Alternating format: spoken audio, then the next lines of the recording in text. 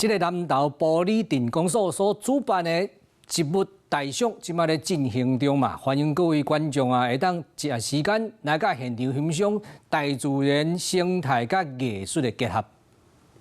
叶仔垂落来，对较无了解的人会叫是特别打冷气，其实这是漂地的雨林植物的特性。这样子的一个模式呢，今年是第一次，那也特别的吸睛。那我觉得就是这些很漂亮的植物呢，透过绘画可以把它留下最美的瞬间。那未来呢，植物可能还会有一些变化，但最美的时刻永远都会留着。玻璃电工所主办这一场展览的活动，今年特别邀请艺术界的人将展览的事物画落来，让参观的民众感受到无同款的自然生态和美好的气氛。希望把雨林植物呢推广到全世界，所以当然这些大赏植物都是非常值得一定要看的。这场会当讲是台湾规模上大项关系事物大赏，参加的作品拢是世界级水准，大地民众来到暨南大学参观。